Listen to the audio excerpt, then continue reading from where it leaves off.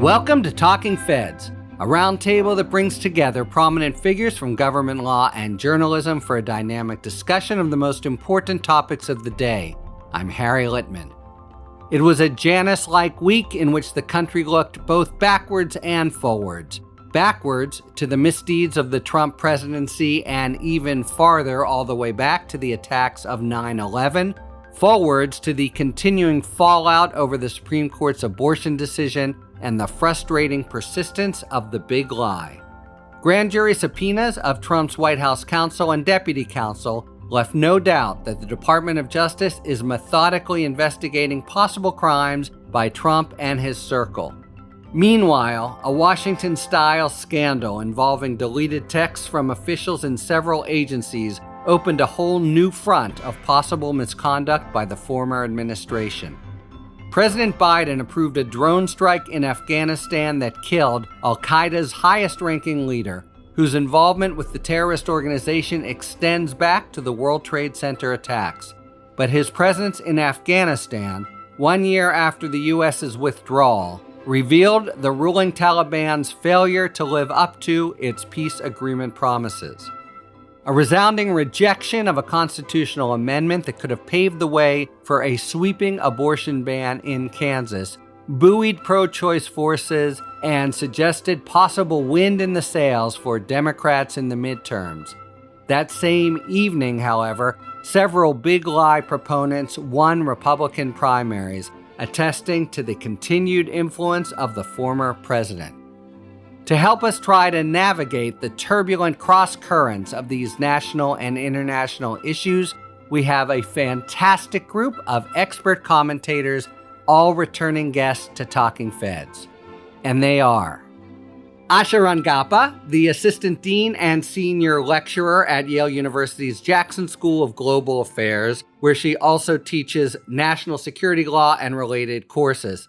Previously, Asha served as a special agent in the FBI, where she specialized in counterintelligence investigations. She is a member of the Council on Foreign Relations, an editor for Just Security, and a frequent columnist in national publications, and a regular guest on this show, I'm really pleased to say. Asha, thanks so much for returning. Thanks for having me.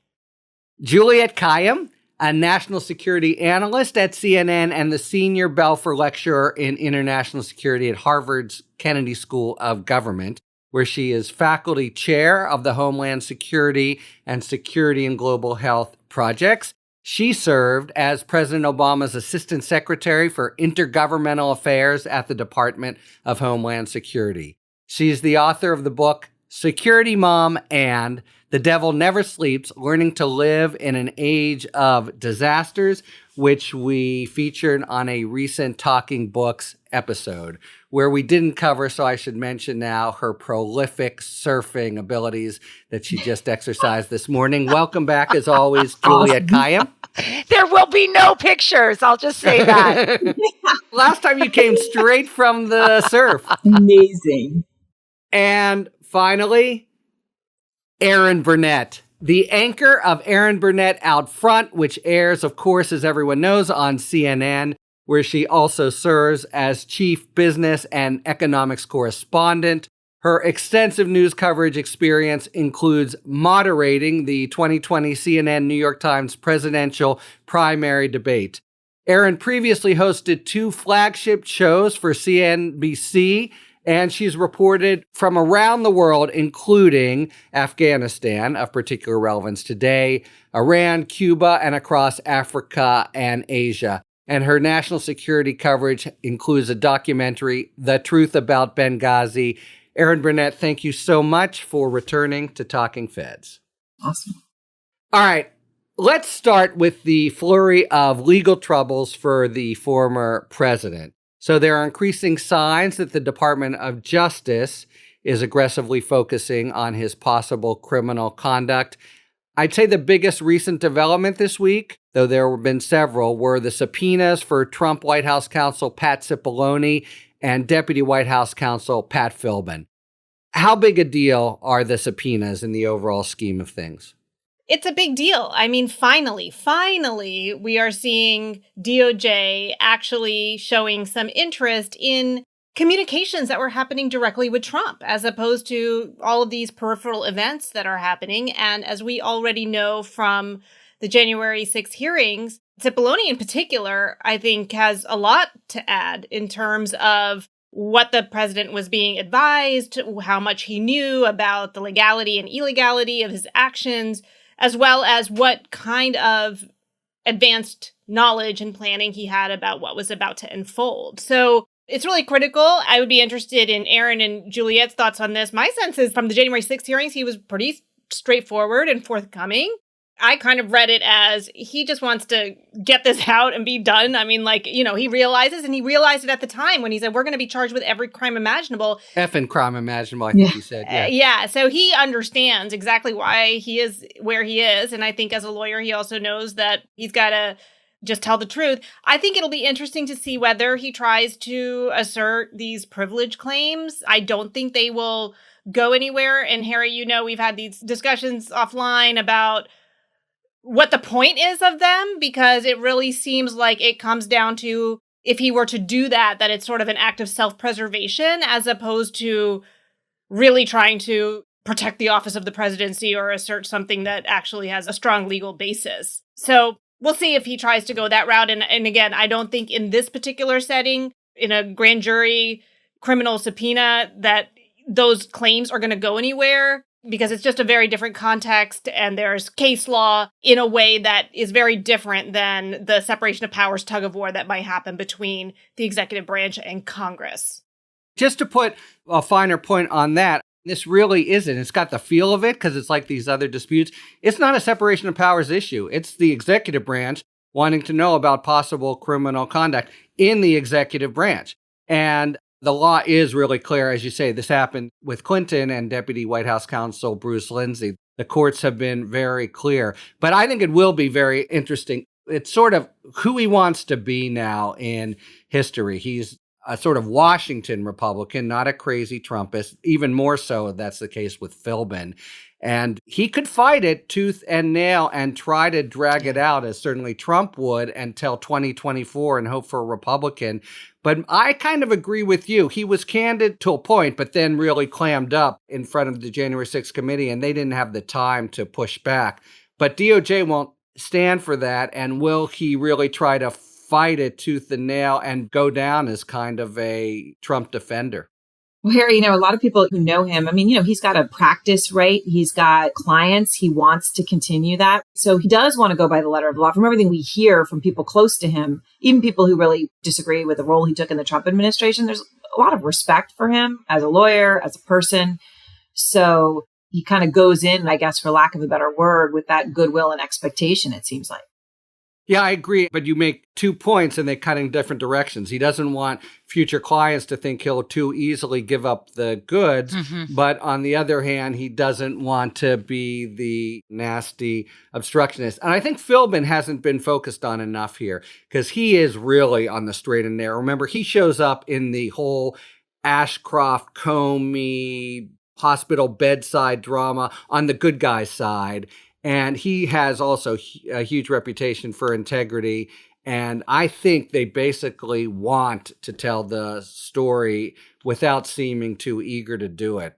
I think that's right. I mean, if you're Mark Meadows, you've got to be incredibly worried at this stage, just because what we've heard from other witnesses. Yeah. And I look at this, as I've been on before, sort of the interplay of how the legal fight, the January 6th committee, and whatever's happening out in the real world, how they all play into sort of this counter-radicalization, counter-insurgency that has to be addressed because we're still in it. And I think Tuesday's elections results suggest that. You don't have a single headline, but you definitely don't have it's all Trump or it's not Trump. We're in a fight, and I think the general is going to show sort of what we have. But I had long thought that this process of the combination of whatever DOJ was doing with the sort of more public nature of the January 6th committee was also being used as a way to provide a sort of off-ramping narrative.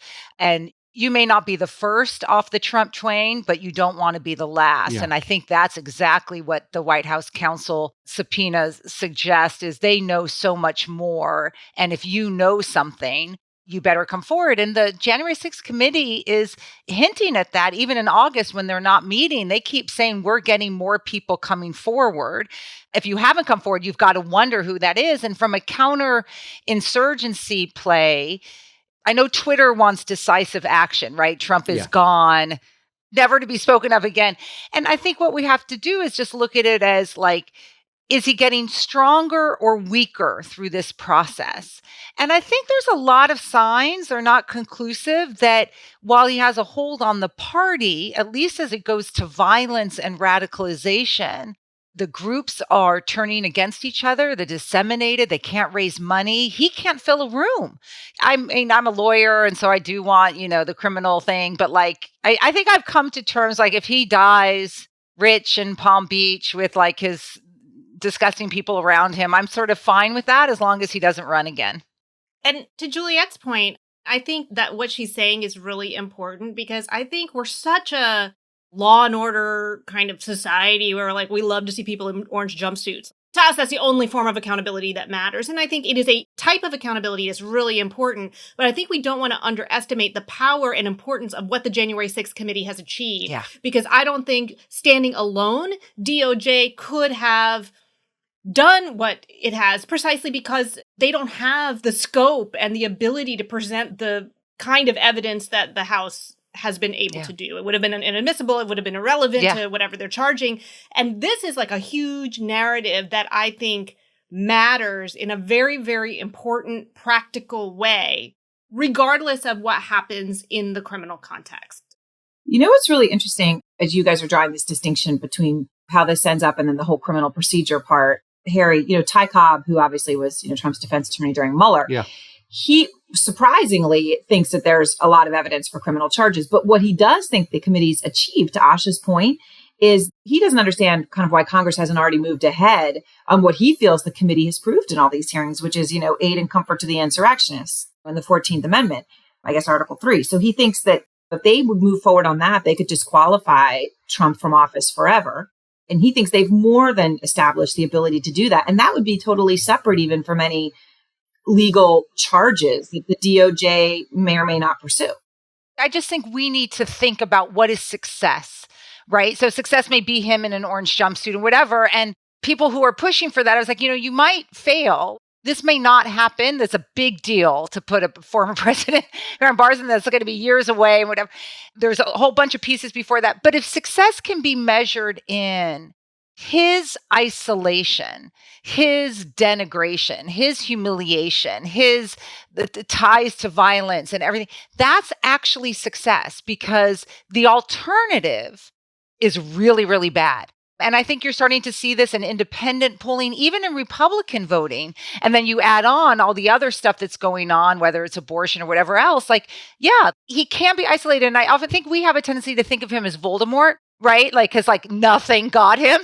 But eventually Voldemort did die, or was something happened to him, but he eventually ended. And so maybe, hopefully, we'll do that.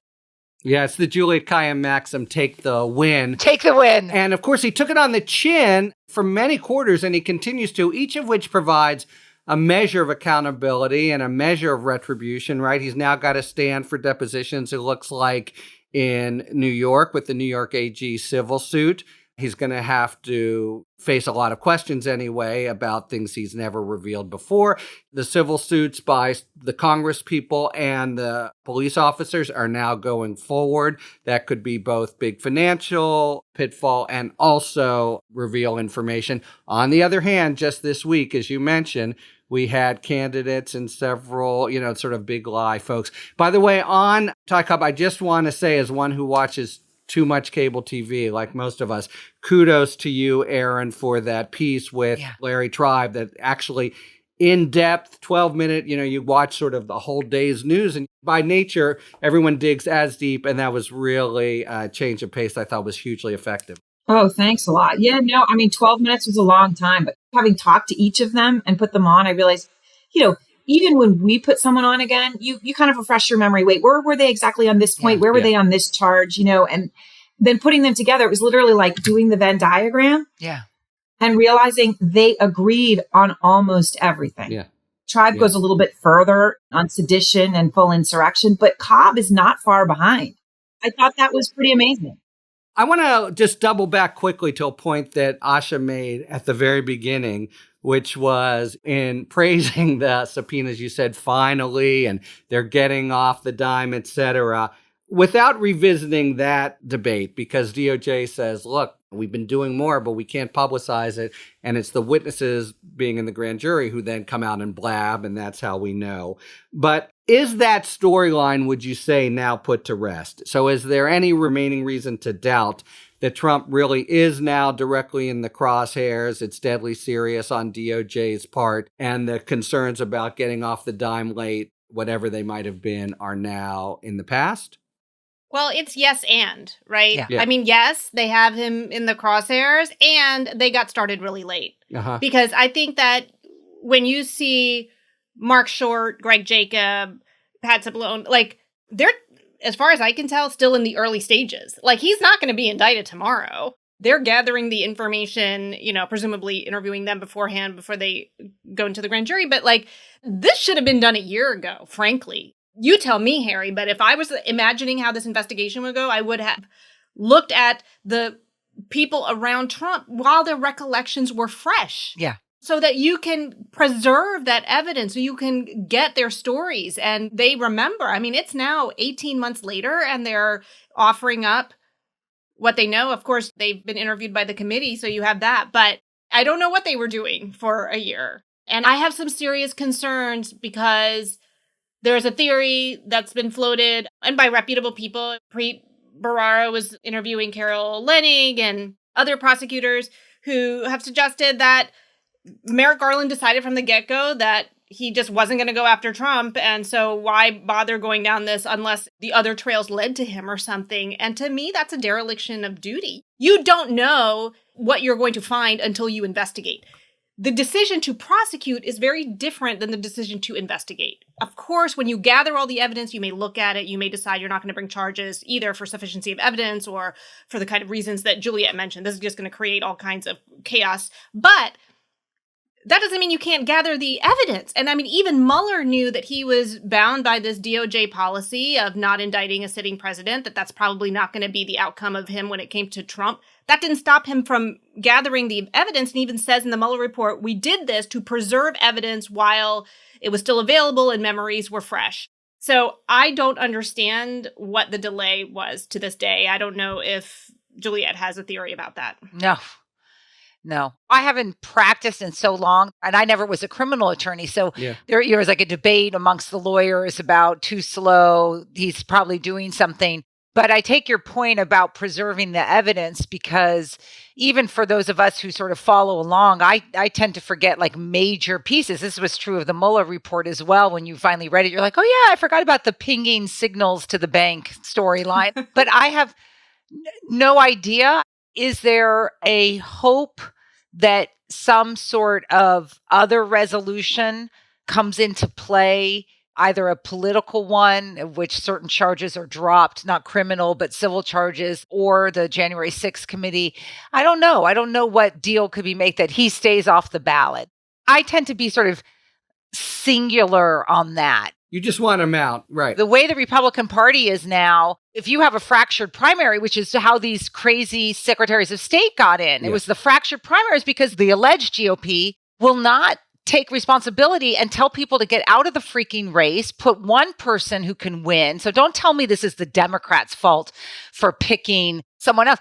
I'm going on a tangent, but like, we know how to beat these people. You don't have fractured primaries. The GOP has every capacity to control this if it was willing to.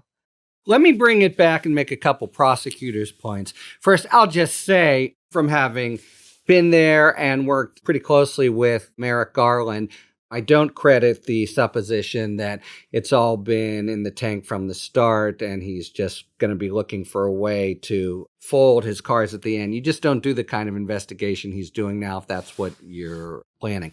But back to your point about delay. Yeah, preservation of evidence, but that's secondary now. The big point, and it's hard to know how they respond to it, is the normal justice playbook is possibly going to hit a brick wall in November 2024 if a Republican president is elected. And the timeline now, kind of however you slice it, if you indicted him tomorrow, it would be a year or more until he went to trial. We're at least in the shadow. But I'll just say one countervailing point. I've been thinking to date, they've got to do this by getting somebody big to turn. Yeah. They need to be going hard on Meadows, in particular on Giuliani. But Cipollone and Philbin, they're almost like our modern day equivalent of the White House tapes. They were there for everything. And there are scenarios where you can build a case against Trump with only them and then not have to have the sort of lucky break of somebody cooperating. All right. There's a whole other scandal that's gone from unknown to a rapid boil in just a few weeks, namely the deletion of these text messages related to January 6th. We now have multiple agencies and then weird squirreliness by the inspectors general in each. So, Asha, you wrote the sheer preposterousness of this actually having happened, this being some innocent deletion of these emails, could only be more cartoonish if the January 6th committee ultimately discovers that the person responsible is the Secret Service caretaker who's been running around the agency wearing a ghost costume. You've been in agencies, Juliette, I've been. Can you explain why this is so outlandish to think it's an innocent concatenation of events? When I exited government, I had an exit interview. I hand over things. I'm escorted out of the agency, an agency that I was a senior member of, right? They're not messing around. You're a ghost. They owned you. Yeah, they owned you. And exactly, now you're a ghost. So the idea that across the Secret Service, DHS, so Secret Service is a component of DHS, that it only hits S1 and S2, that's the secretary and the deputy secretary, that it only hits the S1 and S2 who miraculously don't have the text, then over to DOD. It's preposterous, but I sort of want to be like, do you think that we're idiots? Like when the Secret Service first came up with their excuse, I was out there saying, this is so not going to hold. And I advised companies on crisis management. I was like, get ahead of this because we all know what's about to happen. Of course, they didn't get ahead of it. You've got a legacy Secret Service head. You've got the IG who has legacy problems. We just learned from the Washington Post. He's lied before. He's a Trump person. He's hiding things. I don't get the Biden administration on this issue. Very supportive of the Biden administration. Why wasn't he fired? I don't understand. That literally, I looked at the statute. Like, Asha, you made me a lawyer again. Like, I was like, oh, I should look at the statute. For cause, right? You can't be an IG and kill someone. You could get rid of them that way. So all the protections that we want IGs to have, he's satisfied none of them. Disclosure, honesty, integrity, expertise, all of them. I do not get it. This one I do not get because Congress wants him to be fired or at least sidelined. January 6th committee wants him to be fired or at least sidelined. You can do this. This is like an easy one.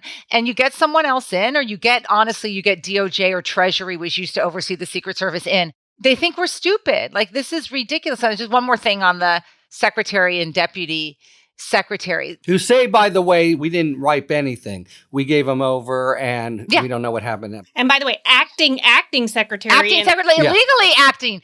Let me just say one thing about it. So this is how I envision January 5th and 6th are going over. The Secret Service head reports to the secretary. The deputy secretary is in the chain of command because he oversees the components. So most people are not picking up on this. So a text like a Secret Service head who's saying, what the hell?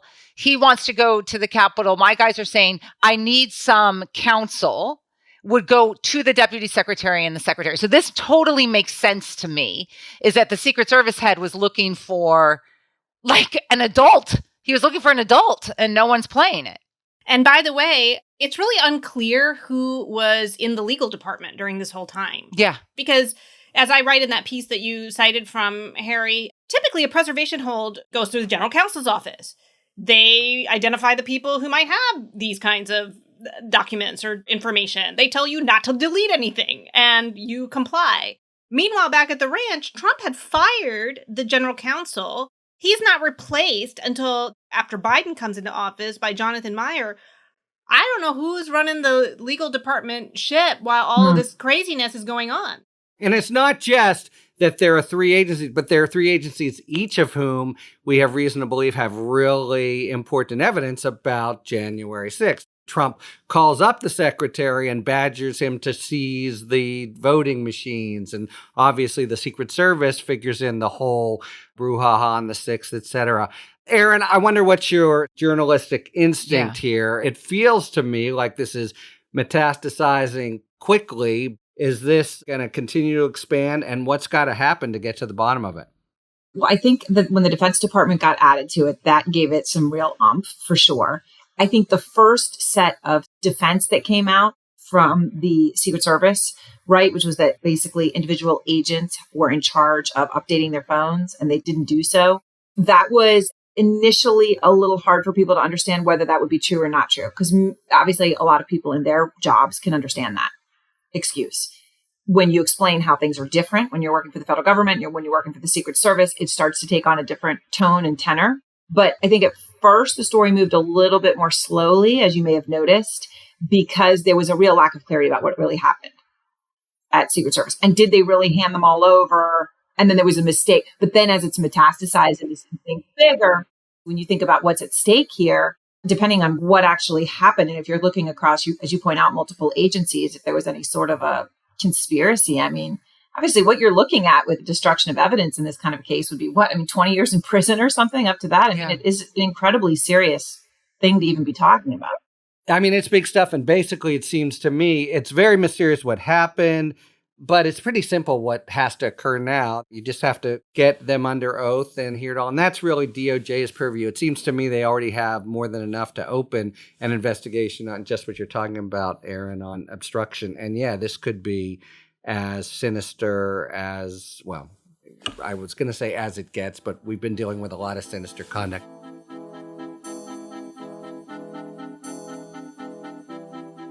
It is time for our sidebar feature. Today, we're going to be explaining how international sanctions under U.S. law, most pertinently the current ones against Russia for its war of aggression in Ukraine, operate.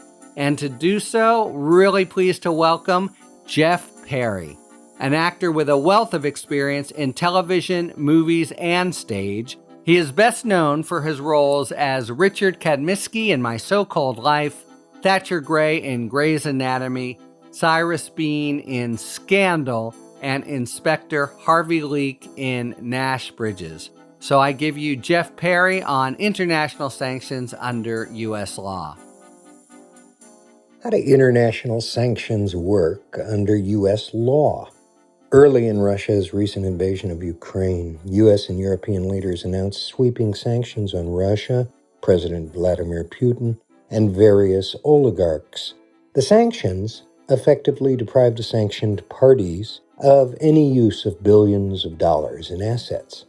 Can the United States, and in particular the president, simply do that without at least some oversight by, say, a court? The short answer is yes. The sanctions against Russia and those imposed in similar instances are considered exercises of the president's emergency powers. While the sanctions appear to be an exercise of mere presidential discretion, in fact, they have been approved, at least in the abstract, by Congress. The 1977 International Emergency Economic Powers Act, IPA, authorizes the president to define a situation in the world as a national emergency, which triggers the ability to impose sanctions. The law requires the threat to national security to be unusual and extraordinary. Nevertheless, various presidents have applied it to a wide range of conduct by foreign regimes, everything from human rights violations in Venezuela to the ostensible development of weapons of mass destruction in Iran. Moreover, while the determinations in theory are supposed to be short-lived, the president can renew them annually by new executive order, and every president has renewed every single finding of emergency annually. Turning to Russia, President Obama invoked the IPA after the Crimea incursion in 2014. The emergency remains in effect and permits the administration to designate particular individuals as subject to sanction. That fact, in turn, justifies a panoply of sanctions on identified individuals' money and property. For example, the president or his delegated representative can order a bank to freeze accounts belonging to a sanctioned individual and ignore that person's request to withdraw her own money. Importantly, the United States doesn't take title to sanctioned bank assets or real property. It just prevents the sanctioned individual from having any beneficial use of them. In practice, and from the standpoint of the sanctioned individual, there's no difference. But unlike, for example, asset forfeiture, in which the government takes title to the forfeited property, there's no need to go to a court to impose sanctions. There are limited avenues for a sanctioned individual to challenge sanctions on real property. She could send a lawyer specifically to appear, but the government can use classified information to justify the sanction, and in practice, it's extremely difficult to get a court to reverse a sanctions order. The bottom line is that the combination of general congressional authorization and the existing executive orders produce a formidable array of punishing sanctions without the need to run them by a court. For Talking Feds, I'm Jeff Perry. Thank you very much, Jeff Perry. Jeff's new show, Alaska Daily, premieres on ABC in October. Let me just take a second here to put in a quick tribute to two titanic figures from the world of sports who died this week. Vin Scully, the preeminent and eternal voice of the Los Angeles Dodgers, and Bill Russell, the Celtics center who was the centerpiece of the Celtics dynasty that won 11 NBA championships during his 13-year career as player and coach. Both Scully and Russell are fantastic figures for their excellence in their profession, but more than that, for their originality and consistent focus on what matters most. Scully letting the game do the talking, and Bill Russell obviously on figuring out a way to win year after year. All right, it is now time for a spirited debate brought to you by our sponsor, Total Wine and More. Each episode, you'll be hearing an expert talk about the pros and cons of a particular issue in the world of wine, spirit, and beverages. Thank you, Harry. In today's spirited debate, we uncork the notion of drinking bottled wine versus canned wine. Yeah, wine in a can. Wine connoisseurs may stay true to the bottle, but wine connoisseurs have adopted the untraditional packaging for its added convenience, ideal for picnics, concerts, and outdoor events, really anywhere corkscrews are scarce.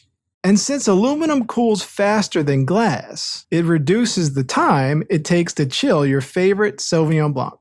But swirling your wine in a glass does help it open up, which gives it a lot more flavor. Of course, you can always transfer your canned wine to a glass, but if you're looking to experience the subtleties of a nice bottle, drinking from a glass adds a lot.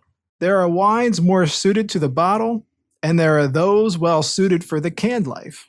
Crisp and sparkling whites and rosés in particular tend to fare best in cans, but bigger, bolder wines will usually benefit from a nice glass. It would seem both have their place. Still on the fence between bottles or cans? There's always wine in a box. Thanks to our friends at Total Wine and More for today's A Spirited Debate. So let's go overseas. Last week, about a year since the U.S.'s calamitous withdrawal from Afghanistan, the U.S. launched a drone strike that killed the notorious terrorist Ayman al-Zawahiri. So let's start with the basics. We've been targeting him for years, including 2 previous botched efforts. Who is Zawahiri, and why was the U.S. so determined to target him?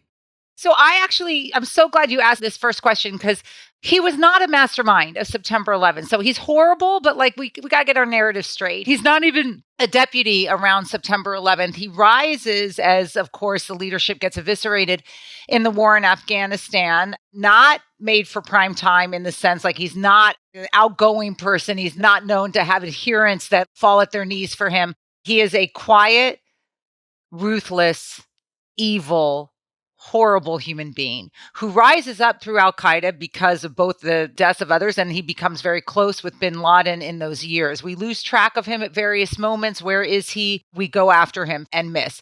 Fast forward. I think this is a 3-part story, so I'll just cut to the chase of how I look at this.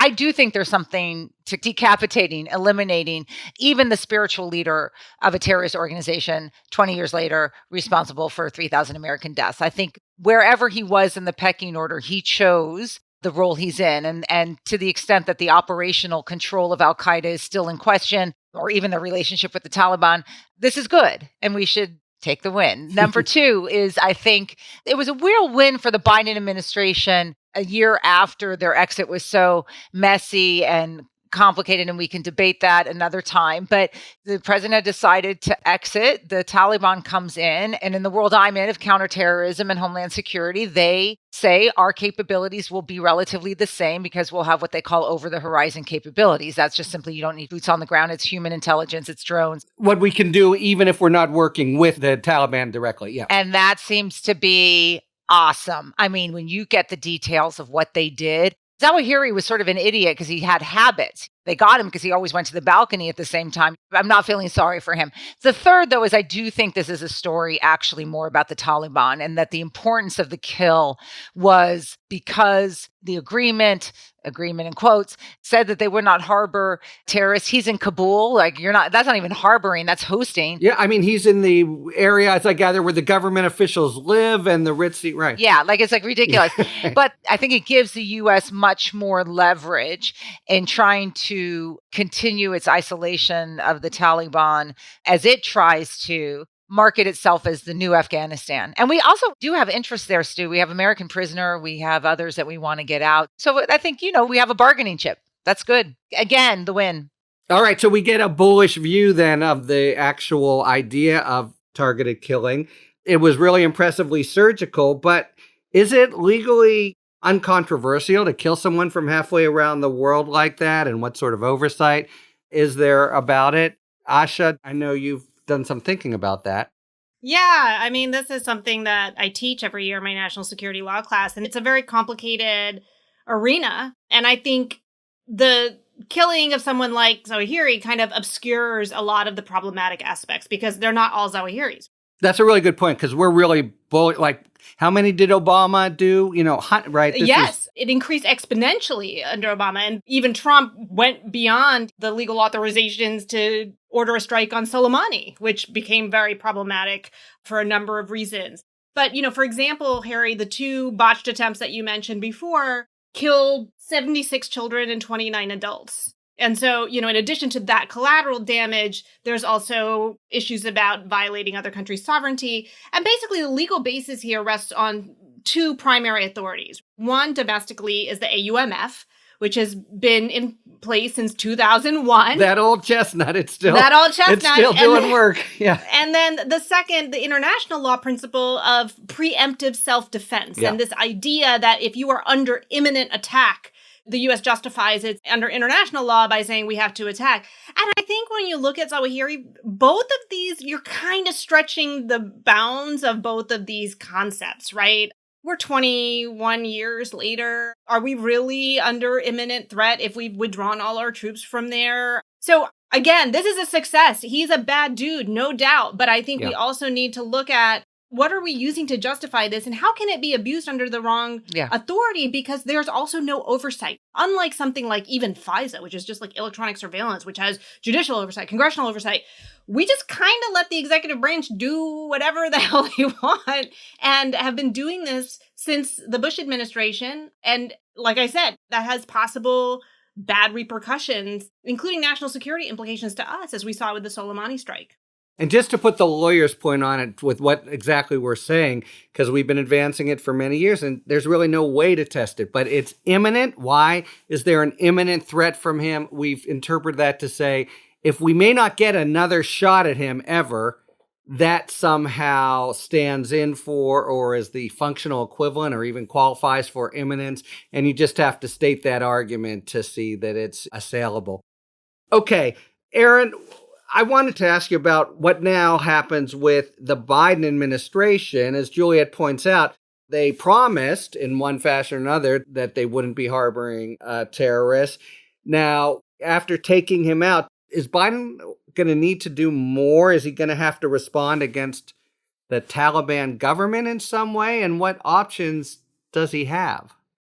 This is the real complicated point. I mean, you talk about the neighborhood where this happened in Sherpur. I mean, this is where journalists, we had all probably broadcast from at some point. You would have been broadcasting at some point from a villa that was in this area, right? At one point it was poppy magnets or whatever you want to call them. And now a lot of Taliban officials. So it's not a question of whether they knew he was there.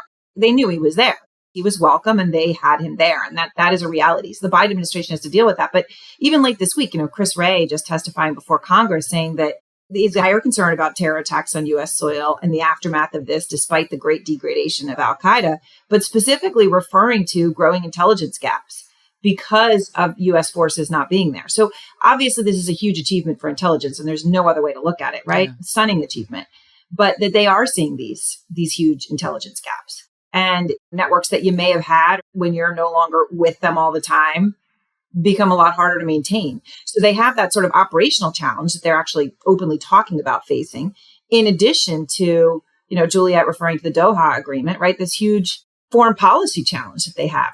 What was interesting is when this was announced, the Taliban was the first to jump out and say, oh, we confirm. Yeah. We know it was him, right? As if they wanted to sort of get ahead of the news and somehow look like they were cooperating. And the U.S. has violated our sovereignty. Yeah.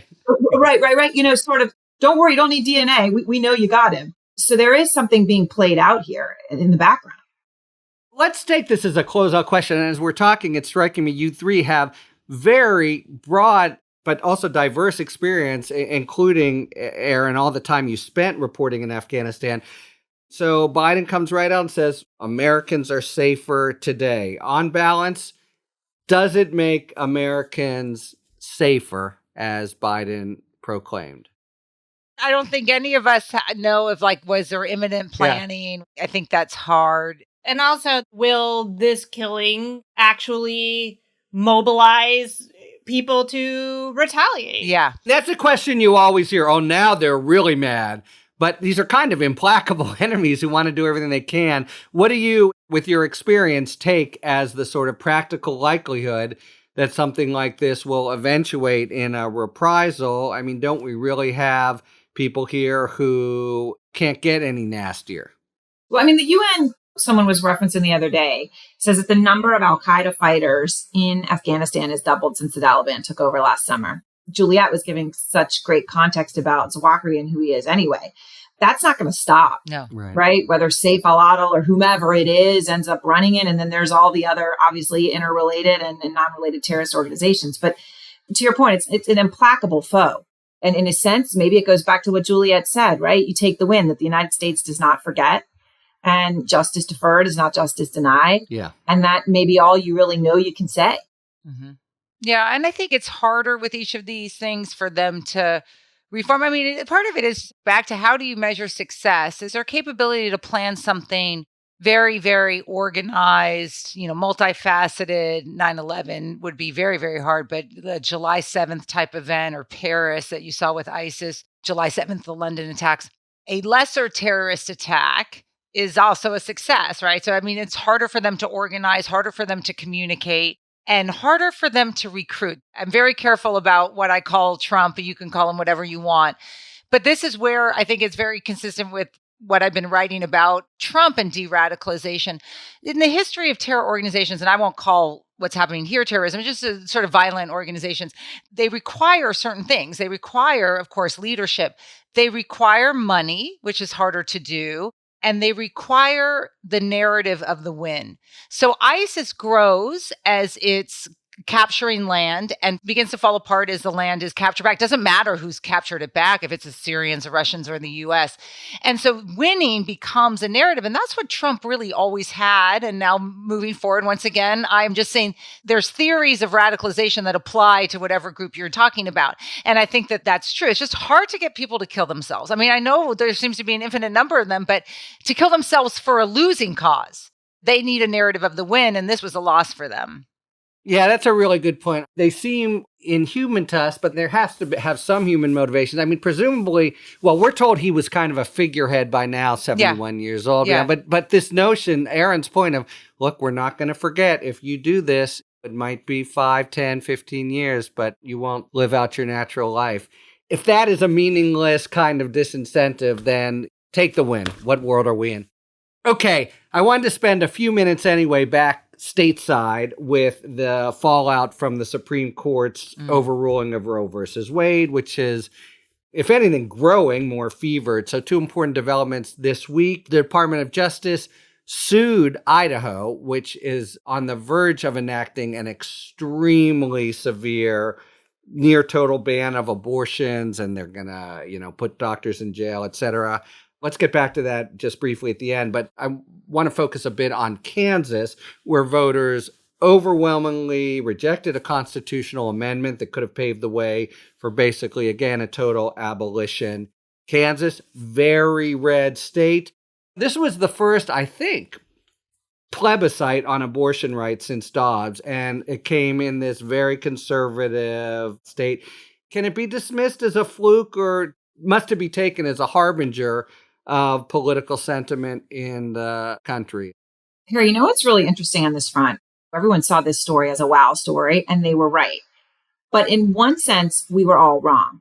The polling shows, at least our most recent poll, that 63% of Americans disapproved of SCOTUS striking down Roe v. Wade, right? So in a sense, the polls were already telling us where the American public was, regardless of the variance, but that's the number. And the number in Kansas came out to just under 60%, saying exactly what the poll said 63% of American voters did. So in that sense, Kansas is consistent with what we should have expected. But then obviously you have to layer in, as you point out, they do have a Democratic governor, but you haven't had a Democratic senator from Kansas, I don't believe, since 1932. I think they haven't voted Democratic for president since 1964. So in that sense, it is significant, right, that was able to happen there. And it is on the ballot, similar moves in other states. Obviously, California is not a swing state in any way, but, Montana, Kentucky, Vermont all have similar things coming up for the midterm. So there is that sort of what this will mean for turnout and ballot initiatives over the next few months coming into the midterms, too. Where supposedly the Dems have begun to have the advantage in this very kind of ethereal factor of motivation and who's coming out. All right, well, what that suggests to me is there's a real disconnect between the voters overall, even in red states, and the very sort of red meat, who can be more severe positions of Republican state political officials and federal officials. So how should Republicans respond? They're never going to outflank the Dems on this, but do they have to try to temporize the image that is obviously out of step with 60% of the country? Yeah, they won't, though. The 12 weeks ended up actually being a really good compromise for most Americans, 12 to 16 weeks being a ban. Then the polling, what Erin was saying, then the polling does start to shift. But the craziness of no exceptions for rape or incest or having a 10-year-old carry a baby, I keep thinking, it's so perverse. It's so sexually perverse. And I think we need to call it that. It is so nasty, disgusting that I just instead of saying it's cruel, it's like a weird sexual deviation, I think, by many of these Republicans. I agree. I'm so glad you're saying that, Juliette. It's almost like they find it titillation. Yes, I agree.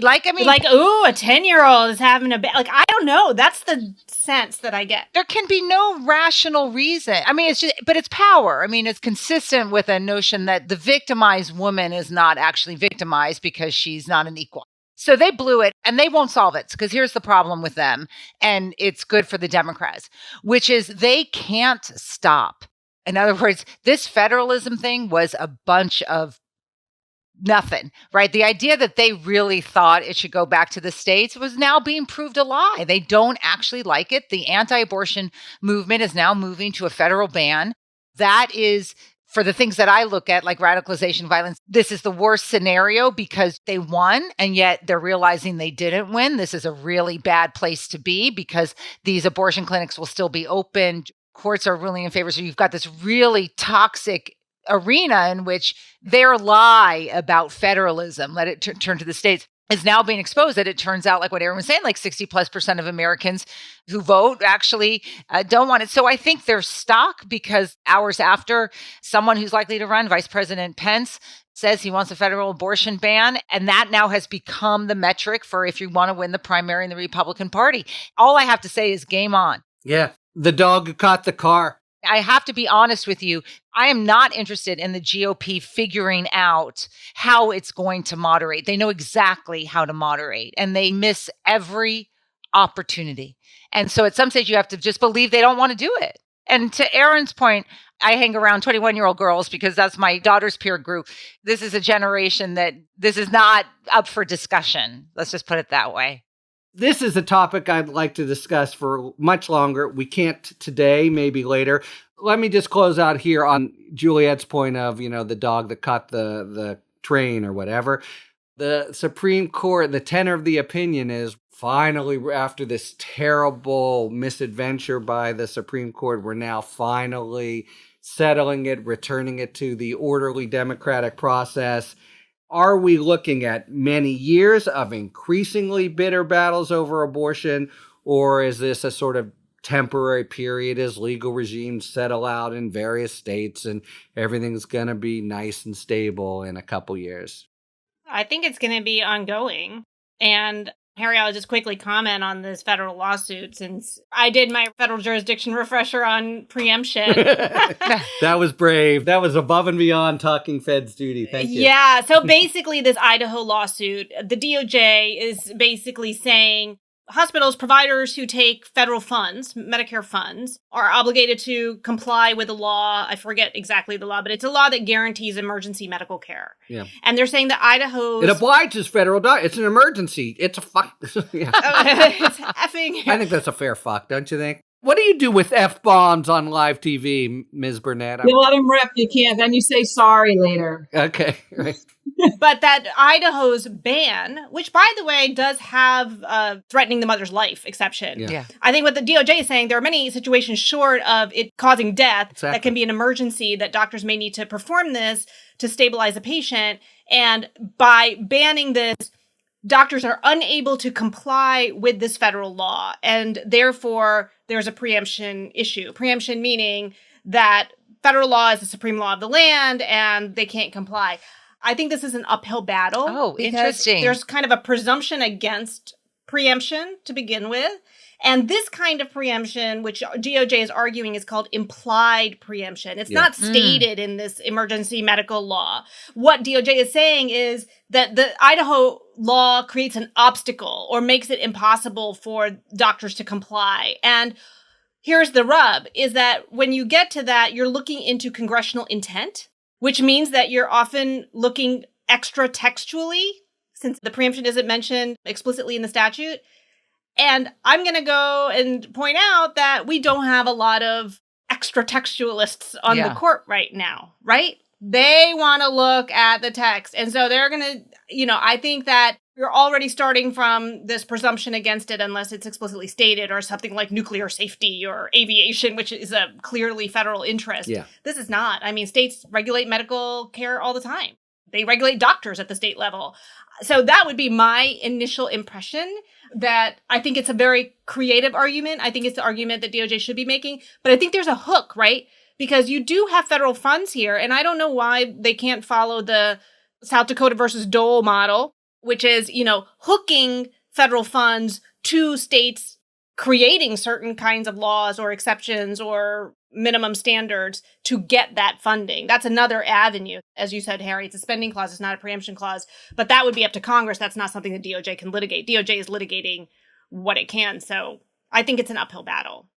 I think you're right, is it's a stretch, but it does show the DOJ really in earnest about trying to do stuff. And the broader point that the notion that everything's going to settle down now and there's not going to be increasingly pitched battles is, I think, chimerical.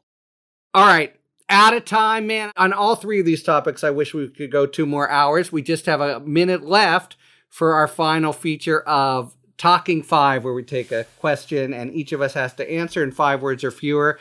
And today's is, what is the next excuse that executive branch officials will offer for the deletion of text messages related to January 6th? 5 words or fewer.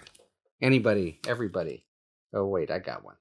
Hillary Clinton did it. Oh, you took it from me! I have one, but you have to consider the acronym as one word. Otherwise, I fail. ICYMI : Yeah, one word. You did. All right, everyone, if you're listening at home, write that out. It'll go. All right. All right, here's mine. Phones fell in porta potties. All right, and I just can't give up my 2 great minds. I'm going with Hillary Clinton's dog ate it. All right, we are out of time.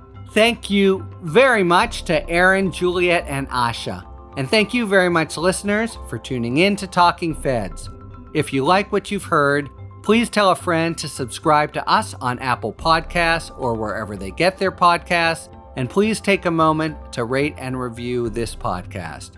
You can also now subscribe to us on YouTube, where we'll be posting full episodes, our special Talking Books discussions with authors, and bonus video content. You can follow us on Twitter at Talking Feds Pod, and you can look to see our latest offerings on Patreon, where we post in-depth discussions with national experts about special topics exclusively for supporters. Submit your questions to talkingfeds.com/contact, whether it's for Talking 5 or general questions about the inner workings of the legal system for our sidebar segments. Thanks for tuning in, and don't worry, as long as you need answers, the feds will keep talking. Talking Feds is produced by Olivia Henriksen, sound engineering by Matt McCardle. Rosie Dawn Griffin and David Lieberman are our contributing writers. Production assistance by Laurel Feldner, Kalena Tano, Emma Maynard, and David Emmett. Thanks very much to star of Stage, Screen, and TV Jeff Perry for explaining international sanctions under U.S. law. Our gratitude, as always, to the amazing Philip Glass, who graciously lets us use his music. Talking Feds is a production of Delito LLC. I'm Harry Littman. Talk to you later.